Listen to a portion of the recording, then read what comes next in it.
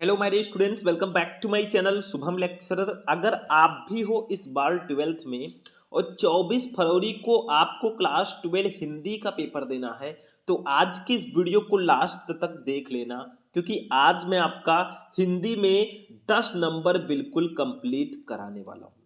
मैं आपको आज के इस वीडियो में क्लास 12 हिंदी के टॉप 8 ऐसे महत्वपूर्ण साहित्यिक परिचय को बताऊंगा। अगर आप ये 8 साहित्यिक परिचय पढ़कर जाते हैं तो आपका 10 नंबर कोई काट ही नहीं सकता। और आपको पता है भैया कि जो साहित्यिक परिचय होता है वो हिंदी में 100% फिक्स होता है। मतलब ये तो आता ही आता है और हिंदी के 100% फिक्स टॉपिक में आता है। तो जो मैं बताने वाला हूं इससे बाहर कुछ नहीं आएगा, क्योंकि पूरे 8 मैं आपको साहित्यिक परिचय बताने वाला हूं। इसमें आपके 4 लेखक रहेंगे, आपके सामने है 4 लेखक और 4 कवि रहेंगे। इन 8 का आज साहित्यिक परिचय पढ़ेंगे। इनमें से कोई 6 ही अगर आप पढ़ लेते हो ना तो आपका 10 नंबर एकदम कंप्लीट रहेगा। तो वीडियो बहुत ज्यादा इंपॉर्टेंट है, क्योंकि ये 100% फिक्स टॉपिक है। किसी भी हिंदी के टीचर से जाकर पूछ लो, वो भी यही बताएंगे कि हाँ बेटा यही इंपॉर्टेंट है। सबसे पहले हम लेखक का पढ़ेंगे, जिसमें वासुदेव शरण अग्रवाल, आचार्य हजारी प्रसाद द्विवेदी, प्रोजी सुंदर रेड्डी और हरिशंकर प्रसाद जी रहेंगे।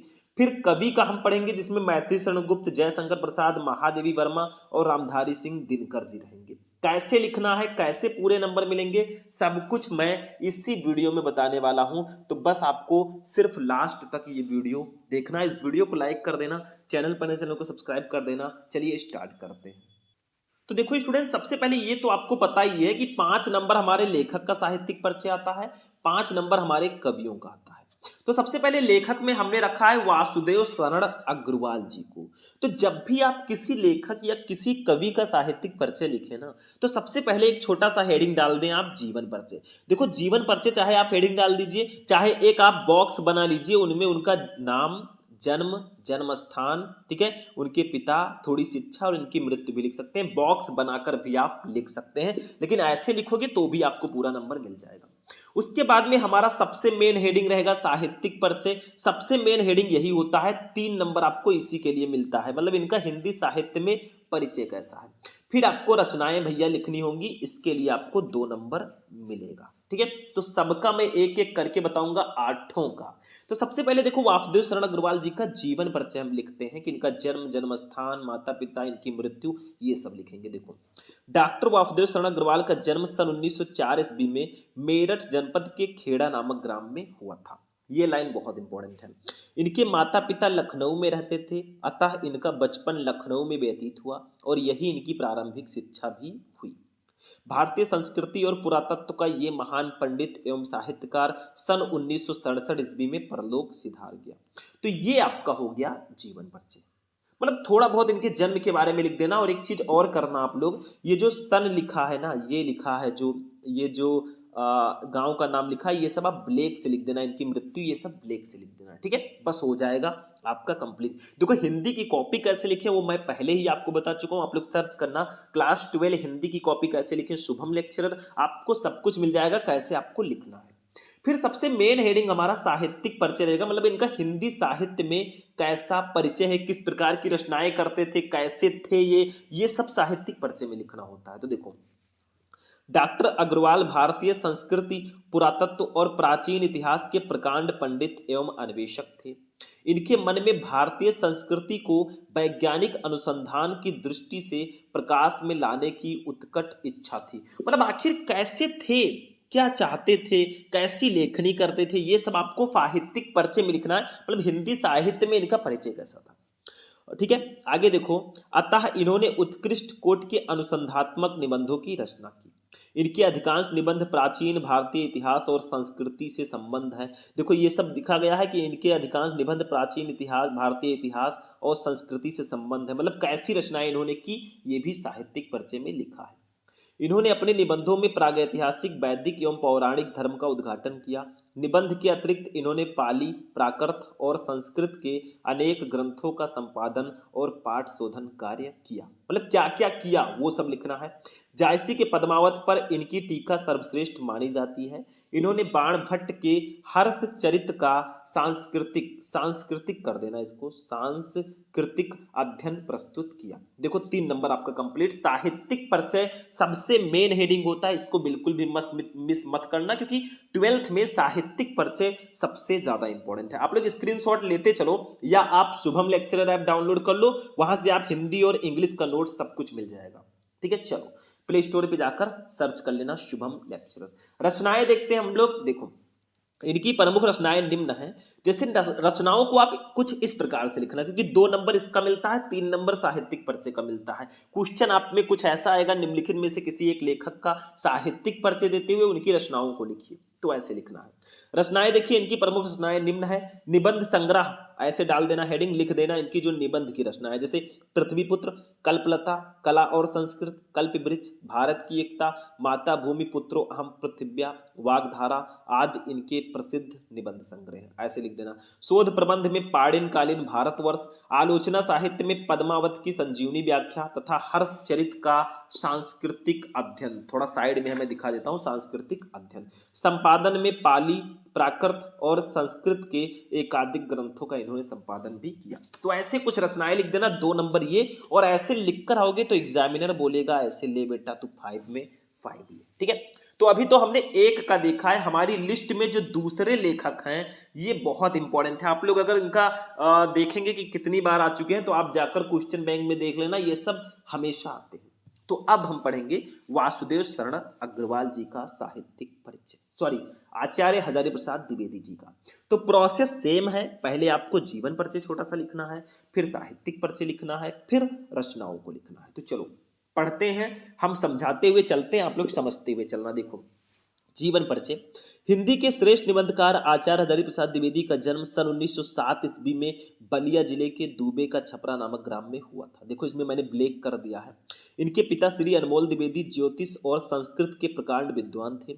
हजारी प्रसाद द्विवेदी का 19 मई 1979 को रुग्णता के कारण स्वर्गवास हो गया। बस इतना आपको जीवन परिचय में लिखना, स्क्रीनशॉट लेकर रख लेना और इसको लिखना ध्यान से। साहित्यिक परिचय देखो क्या है।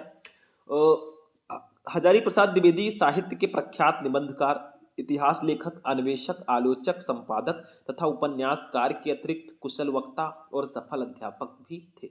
मतलब हिंदी साहित्य में इनका इस प्रकार का परिचय है, इतना इनके अंदर क्वालिटी थी, इसीलिए महान है। वे मौलिक चिंतक, भारतीय संस्कृति और इतिहास के मर्मज्ञ, बंगला तथा संस्कृत के प्रकांड विद्वान थे। इनके साहित्य पर संस्कृत भाषा, आचार्य रामचंद्र शुक्ल और रविंद्रनाथ ठाकुर का स्पष्ट प्रभाव है। इन्होंने विश्व भारती और अभिनव भारतीय ग्रंथमाला का संपादन किया। इन्होंने नित्य प्रति के जीवन की गतिविधियों और अनुभूतियों की मार्मिकता के साथ चित्रण किया है। ये हिंदी ललित निबंध लेखकों में अग्रगण्य हैं। द्विवेदी जी की साहित्य सेवा को डी लिट, पद्म भूषण और मंगला प्रसाद पारितोषिक से सम्मानित किया गया। अगर इनको कोई सम्मान मिला है, कोई पुरस्कार मिला है ना, तो वो भी आपको साहित्यिक परिचय में ही लिखना है। फटाफट स्क्रीनशॉट लो, मैं साइड में हूं। ठीक है, तो ये आपका इनका साहित्यिक परिचय हो जाएगा। इनको जो भी पुरस्कार मिले हैं, जैसे डी लिट, पद्म भूषण और मंगला प्रसाद पारितोषिक, ये भी आपको साहित्यिक परिचय में लिखना है। जिनको नहीं मिला उनको मत लिखिए, और जिनको मैंने ना लिखा हो, अगर मिला हो तो आप ढूंढ कर लिख लेना। रचनाएं देखो, इनकी प्रमुख रचनाएं निम्न है। जैसे निबंध संग्रह में अशोक के फूल, कुटज, विचार प्रवाह, विचार और वितर्क, आलोक पर्व, कल्पलता। आलोचना साहित्य में सूरदास, कालिदास की लालित्य योजना, कबीर, साहित्य सहचर, साहित्य का मर्म। ठीक है, देखो मैंने सारी रचनाएं लिख दी हैं, आप मेन मेन लिखना, कोई जरूरी नहीं है कि पूरा लिखो। ठीक है, इतिहास में हिंदी साहित्य की भूमिका, हिंदी साहित्य का आदिकाल, हिंदी साहित्य। उपन्यास में बाण भट्ट की आत्मकथा, चारुचंद्र लेख, पुनर्नवा और अनामदास का पोथा।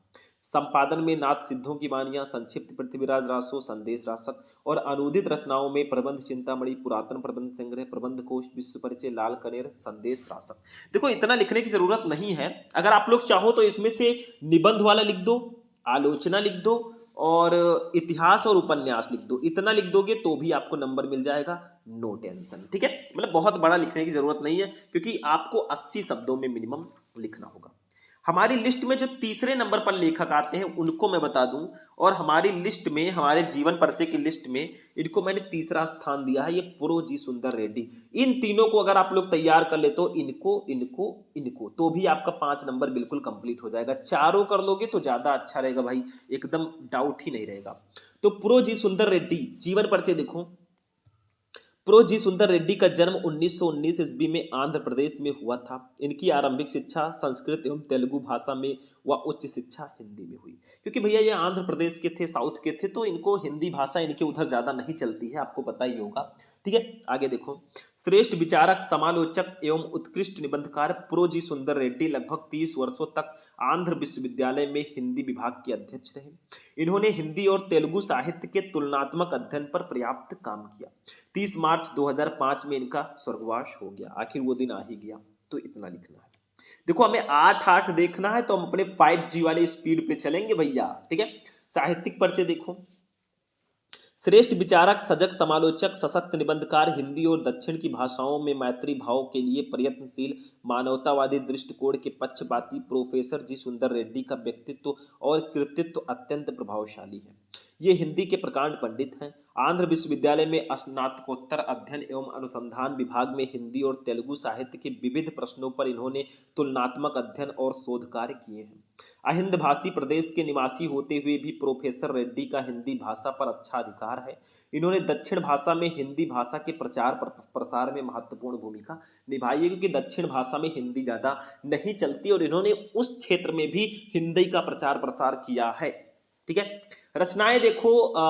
अब तक प्रोफेसर रेड्डी के कुल 8 ग्रंथ प्रकाशित हो चुके हैं, जैसे साहित्य और समाज, मेरे विचार, हिंदी और तेलुगु एक तुलनात्मक अध्ययन, दक्षिण की भाषाएं और उनका साहित्य, वैचारिकी, शोध और बोध, तेलुगु वारिल और लैंग्वेज प्रॉब्लम इन इंडिया। क्योंकि भैया हिंदी हमारे इधर है और उनके उधर दूसरी भाषा है, तेलुगु है, तो लैंग्वेज प्रॉब्लम इन इंडिया भी उन्होंने ही लिखा है। ठीक है, चलो ये भी हो गया। ऐसे लिख देना, नंबर आपको 3 साहित्यिक परिचय का, 2 इसका, 5 नंबर आपको मिल जाएगा। चलते हैं अपने हरिशंकर प्रसाई जी पर, क्योंकि हमारे लिस्ट में ये चौथे नंबर पर लेखक आते हैं और इन्हीं चारों को आपको तैयार करना है। इनको भी इसी लिस्ट में ऐड कर देना तो ज्यादा बेटर रहेगा। फिर हम कवियों का देखेंगे, मतलब सबको पढ़ेंगे भैया, 10 नंबर आज कंप्लीट करा के ही रहेंगे। देखो हरिशंकर प्रसाई जीवन परिचय। मध्य प्रदेश में इटारसी के निकट जमानी नामक स्थान पर हिंदी के सुप्रसिद्ध व्यंग्यकार हरिशंकर प्रसाई का जन्म 22 अगस्त 1924 को हुआ। ठीक है, इनकी प्रारंभिक शिक्षा मध्य प्रदेश में हुई। नागपुर विश्वविद्यालय से हिंदी में एमए करने के बाद इन्होंने कुछ वर्षों तक अध्यापन कार्य किया। हरिशंकर प्रसाई जी साप्ताहिक हिंदुस्तान, धर्मयुग तथा अन्य पत्र पत्रिकाओं में नियमित रूप से लिखते रहे। 10 अगस्त 1995 को ये यशस्वी साहित्यकार परलोक सिधार गया। बस हो गया जीवन परिचय। स्क्रीनशॉट ले लो, आप लोग लिखते चलो, जो भी याद करना याद करते चलो, हमारा तो काम है बताना, हम बता रहे हैं। साहित्यिक परिचय देखो। व्यक्ति और समाज के नैतिक एवं सामाजिक दोषों पर मार्मिक प्रहार करने वाले व्यंग प्रधान निबंधों के लेखन में अग्रणी अग्रणी शब्द और उसके भाव के पारखी परसाई जी की दृष्टि लेखन में बड़ी सूक्ष्मता के साथ उतरती थी। साहित्य सेवा के लिए इन्होंने नौकरी को भी त्याग दिया, मतलब हिंदी साहित्य की सेवा करने के लिए इन्होंने अपने नौकरी को भी सेक्रीफाइस कर दिया। वर्षों तक आर्थिक विषमताओं को झेलते हुए भी ये वसुधा नामक साहित्यिक मासिक पत्रिका का प्रकाशन एवं संपादन करते रहे। पाठकों के लिए हरिशंकर प्रसाई जी एक जाने माने लोकप्रिय लेखक थे। 3 नंबर इसके लिए आपको मिलेगा। अब कुछ बच्चे कहेंगे सर इतना लिखने से हो जाएगा? अरे थोड़ा सा आप और बढ़ा चढ़ा के लिख देना, काम हो जाएगा। ठीक है, बुक में देख लेना। रचनाएं देखो। इनकी प्रमुख रचनाएं निम्न है। कहानी संग्रह में हंसते हैं रोते हैं जैसे उनके दिन फिरे। उपन्यास में रानी नागफनी की कहानी तट की खोज। निबंध संग्रह में तब की बात और थी, भूत के पांव पीछे, बेईमान की परत, पगडंडियों का जमाना, सदाचार का ताबीज, शिकायत मुझे भी है, और अंत में ठिठुरता गणतंत्र, विकलांग श्रद्धा का दौर। ठीक है, 2 नंबर इसके लिए, 3 नंबर इसके लिए, 5 नंबर आपको ऐसे मिलेंगे। इनकी रचनाओं को, सारे लेखक और कवियों की रचनाओं को जरूर पढ़ लेना, क्योंकि ऑब्जेक्टिव क्वेश्चन में भी कहीं ना कहीं ये डायरेक्टली पूछे जाते हैं। अब कवियों पे हम लोग चलते हैं भैया। हमारी लिस्ट में जो 4 लेखक थे वो तो उनका मैंने बता दिया। अब कवि में बात करें तो पहले मैथिली शरण गुप्त जी का पढ़ेंगे, फिर जयशंकर प्रसाद, फिर महादेवी वर्मा, फिर रामधारी सिंह दिनकर जी का।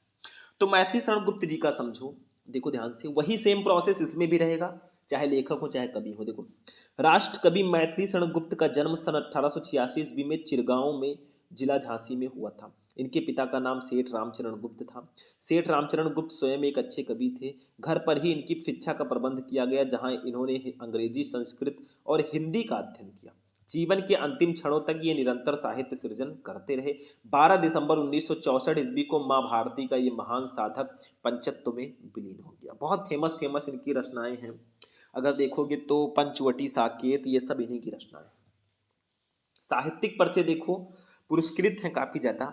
गुप्त जी का झुकाव गीत काव्य की ओर था और राष्ट्र प्रेम इनकी कविता का प्रमुख स्वर रहा। इनके काव्य में भारतीय संस्कृति का प्रेरणाप्रद चित्रण हुआ है। इन्होंने अपनी कविताओं द्वारा राष्ट्र में जागृत तो उत्पन्न की ही, साथ ही सक्रिय रूप से असहयोग आंदोलनों में भी भाग लेते रहे, जिसके फलस्वरूप इन्हें जेल भी जाना पड़ा। साकेत महाकाव्य पर इन्हें हिंदी साहित्य सम्मेलन प्रयाग से मंगला प्रसाद पारितोषिक भी मिला। भारत सरकार ने गुप्त जी को इनकी साहित्य सेवा के लिए पद्म भूषण से सम्मानित किया और राज्यसभा का सदस्य भी मनोनीत किया। मतलब इतनी क्वालिटीज थी इनके अंदर कि पुरस्कार तो देखो इनके, मतलब हिंदी साहित्य सम्मेलन, मंगला प्रसाद पारितोषिक, पद्म भूषण सब इनको मिल चुका है।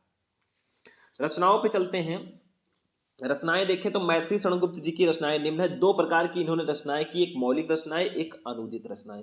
मौलिक रचनाओं में भारत भारती, जयद्रथ वध, पंचवटी, साकेत, यशोधरा और नहुस है आदि। अनुदित रचनाओं में मेघनाथ वध, ब्रजभाषा, वीरांगना, प्लासी का युद्ध आदि। ये दो टाइप की इन्होंने रचनाएं की थी। ठीक है, अब इसके बाद हम चलते हैं अपने दूसरे सबसे इंपॉर्टेंट कवि पर। इनको तो आप बिल्कुल भूल नहीं सकते भैया, हाई स्कूल से ही आपके साथ हैं, जयशंकर प्रसाद जी। ठीक है, तो ऐसा मत सोचिए कि हम एक पेज में लिख रहे हैं तो ऐसा है। देखो ये कंप्यूटराइज्ड लिखा है, खुद लिखोगे ना तो थोड़ा पेजेस और लग सकते हैं। तो जयशंकर प्रसाद जी का पहले जीवन परिचय पढ़ेंगे, ध्यान से समझना। जीवन परिचय में क्या है इनके कि जयशंकर प्रसाद का जन्म काशी के एक प्रतिष्ठित वैश्य परिवार में सन 1889 ईस्वी में हुआ था। इनके पिता का नाम देवी प्रसाद था। प्रसाद जी की आरंभिक शिक्षा घर पर ही हुई। सन 1937 ईस्वी में ये अल्पावस्था में ही क्षय रोग से ग्रस्त होकर स्वर्ग सिधार गए। मतलब 1889 से 1937, यानी कि 11 साल इधर और 37 इधर, 48 साल की उम्र में इनकी मृत्यु हो गई थी। साहित्यिक परिचय देखें तो इतने ही वर्षों में इन्होंने बहुत बड़े बड़े रचनाएं की। देखो, श्री जयशंकर प्रसाद छायावाद के प्रवर्तक, नाटककार, कथाकार और नायक तथा उपन्यासकार भी थे। विशुद्ध मानवतावादी दृष्टिकोण वाले प्रसाद जी ने अपने काव्य में आध्यात्मिक आनंदवाद की प्रतिष्ठा की है। प्रेम और सौंदर्य इनके काव्य के प्रमुख विषय रहे हैं, क्योंकि प्रेम और सौंदर्य जो है ना, ये छायावाद की विशेषता है और ये छायावाद के प्रवर्तक माने जाते हैं। ये छायावादी युग के कवि हैं, ध्यान रखना। प्रेम और सौंदर्य इनके काव्य के प्रमुख विषय रहे हैं, किंतु मानवीय संवेदना उनकी कविता का प्राण है। प्रसाद जी ने नाटक, उपन्यास, कहानी आदि, निबंध आदि सभी साहित्यिक विधाओं पर अपनी लेखनी चलाई और अपने कृतित्व से इन्हें अलंकृत किया। ठीक है, ये साहित्यिक परिचय बहुत इंपॉर्टेंट है, 3 नंबर दे जाएगा। रचनाएं देखिए, प्रसाद जयशंकर प्रसाद जी की रचनाएं निम्न है, जैसे काव्य ग्रंथ में कामायनी, आंसू, लहर, झरना, बहुत इंपॉर्टेंट है ये फेमस, बहुत फेमस रचना है ये सब। कहानी में आकाशदीप, इंद्रजाल, प्रतिध्वनि आदि। उपन्यास में कंकाल, तितली, इरावती। इरावती जो है इनकम्प्लीट थी, पूरी नहीं हुई थी। निबंध में काव्य और कला तथा अन्य निबंध। चंपू में प्रेम राज्य। बस ऐसे हेडिंग डाल डाल के इनकी रचनाओं को लिख देना, काम हो जाएगा। चलिए नेक्स्ट वाले पे चलते हैं भैया। महादेवी वर्मा जी हमारी बहुत फेमस कवित्री हैं, इनको हमने तीसरे नंबर पर रखा है और इनको भी जान लेते हैं। ठीक है, चलो सबसे पहले जीवन परिचय। महादेवी वर्मा का जन्म फर्रुखाबाद के एक शिक्षित कायस्थ परिवार में सन 1907 ईस्वी में होलिका दहन के दिन हुआ था। इन्होंने एफए, बीए और एमए परीक्षाएं सम्मान सहित उत्तीर्ण की और 11 सितंबर 1987 ईस्वी को इस महान लेखिका का स्वर्गवास हो गया, यानी कि 80 साल की उम्र में। साहित्यिक परिचय इनकी बहुत इंपॉर्टेंट है, क्योंकि इनको भी काफी पुरस्कार मिले। तो महादेवी वर्मा जी का प्रमुख रचना क्षेत्र काव्य है, मतलब ज्यादातर इन्होंने काव्य की रचनाएं की हैं। इनकी गणना छायावादी कवियों की बृहत चतुष्टयी प्रसाद, पंत, निराला और महादेवी में होती है। देखो ये भी छायावादी युग की कवित्री हैं और छायावादी युग में प्रसाद जी, मतलब जयशंकर प्रसाद, पंत, ऋषभ पंत नहीं, सुमित्रन पंत, ठीक है, निराला मतलब सूर्यकांत त्रिपाठी निराला और महादेवी में होती है। ये चारों जो हैं छायावाद के बहुत फेमस कवि और कवित्री हैं। इनके काव्य में वेदना की प्रधानता है। काव्य के अतिरिक्त इनकी बहुत सी श्रेष्ठ गद्य रचनाएं भी हैं। चांद पत्रिका का संपादन करके इन्होंने नारी को अपनी स्वतंत्रता और अधिकारों के प्रति सजग किया है। भारत के राष्ट्रपति से इन्होंने पद्म भूषण की उपाधि प्राप्त की। हिंदी साहित्य सम्मेलन की ओर से इन्हें सेक्सरिया पुरस्कार तथा मंगला प्रसाद पारितोषिक पुरस्कार मिला। मई 1983 ईस्वी में भारत भारती तथा नवंबर 1983 ईस्वी में यामा पर ज्ञानपीठ पुरस्कार इनसे इन्हें सम्मानित किया गया। शायद ही कोई ऐसा होगा जो इनके इतना पुरस्कृत होगा। देखो, पद्म भूषण, सेक्सरिया पुरस्कार, मंगला प्रसाद पारितोषिक, भारत भारती, ज्ञानपीठ, मतलब सारे के सारे पुरस्कार इनको मिल गए मुझे लग रहा है। ठीक है, तो ये हो गया। रचनाएं चलिए देखते हैं। महादेवी जी की प्रमुख रचनाएं निम्न है। काव्य में निहार, रश्मि, नीरजा, सांदगीत, दीपशिखा, यामा, बहुत फेमस रचनाएं हैं सब। यामा आपको पता ही है। निबंध में अतीत के चलचित्र, स्मृति की रेखाएं, श्रृंखला की कड़ियां, आलोचना ग्रंथ में हिंदी का विवेचनात्मक गद्य। बस ऐसे लिखना, 3 नंबर इसका और 2 नंबर रचनाओं का, 5 नंबर आपका बिल्कुल कंप्लीट हो जाएगा। अब हम देखेंगे अपने लास्ट कवि को, और हमारे जीवन परिचय के इस क्लास का ये लास्ट जीवन परिचय होगा। नाम है इनका रामधारी सिंह दिनकर जी। तो इनका भी सबसे पहले जीवन पढ़ेंगे, जीवन परिचय पढ़ेंगे। श्री रामधारी सिंह दिनकर का जन्म 30 सितंबर 1908 ईस्वी को जिला मुंगेर, बिहार के सिमरिया नामक ग्राम में हुआ था। इनके पिता का नाम श्री रवि सिंह और माता का नाम श्रीमती मनरूप देवी था। इनकी प्रारंभिक शिक्षा गांव की ही पाठशाला में हुई। इनका स्वर्गवास 24 अप्रैल 1974 ईस्वी को मद्रास, चेन्नई में हो गया। बस इतना लिखना है। साहित्यिक परिचय देखो। दिनकर जी की सबसे प्रमुख विशेषता उनकी परिवर्तनकारी सोच रही है। उनकी कविता का उद्भव छायावाद युग में हुआ और वह प्रगतिवाद, प्रयोगवाद, नई कविता आदि युगों से होकर गुजरी। इस दीर्घ काल में जो आरंभ से अंत तक उनके काव्य में रही वो है उनका राष्ट्रीय स्वर। दिनकर जी राष्ट्रीय भावनाओं के ओजस्वी गायक रहे हैं। इन्होंने देशानुराग की भावना से ओतप्रोत पीड़ितों को प्रति सहानुभूति की भावना से परिपूर्ण तथा क्रांति की भावना जगाने वाली रचनाएं की है। भैया 3 नंबर इसके लिए कंप्लीट हो जाएगा। रचनाएं देखो, दिनकर जी की रचनाएं निम्न है। काव्य रचना में रेणुका, हुंकार, कुरुक्षेत्र, उर्वशी, बहुत फेमस फेमस रचनाएं हैं इनकी। कविता संग्रह में रसवंती, द्वंद्व गीत, सामधेनी, बापू, इतिहास के आंसू, धूप और धुआं, नीम के पत्ते, नीलकुसुम, चक्रवाल, कविश्री, सीपी और शंख, परशुराम की प्रतीक्षा, स्मृति तिलक, हारे को हरनाम, ये इनकी काव्य कविता संग्रह है भैया। बाल साहित्य में धूप छां, मिर्च का मजा, सूरज का ब्याह आदि। तो ये इनकी रचनाएं हैं, ये इनका साहित्यिक परिचय है। और आज का जो हमारा क्लास है वो यहीं पर फिनिश भी होता है। हमने आपको क्लास 12 हिंदी के टॉप 8 ऐसे साहित्यिक परिचय बताए। मैं लिख कर ले सकता हूं कि अगर इन 8 साहित्यिक परिचय को आपने तैयार कर लिया तो आपका 10 नंबर 100% फिक्स है। अब एग्जाम पास आ रहा है तो मुझे उन टॉपिक्स को आपको बताना ही होगा जो 101% फिक्स होते हैं। ठीक है, तो ये आपके भैया, अगर आप इन 8 को तैयार कर लेते हैं बहुत अच्छी बात है, नहीं तो आप 3 इसके याद कर सकते हैं स्टार्टिंग के, और इसमें मैथिली शरण गुप्त, रामधारी सिंह दिनकर और महादेवी वर्मा 3 का याद कर सकते हैं, तो भी आपको पूरा नंबर मिलेगा। लेकिन पूरा पढ़ लोगे तो ज़्यादा बेटर रहेगा। तो आज का वीडियो कैसा लगा? वीडियो पसंद आया इस वीडियो को लाइक कर देना, चैनल पर नए चैनल को सब्सक्राइब कर लेना। मिलते हैं फिर नेक्स्ट वीडियो में नेक्स्ट टॉपिक के साथ। तब तक के लिए जय हिंद।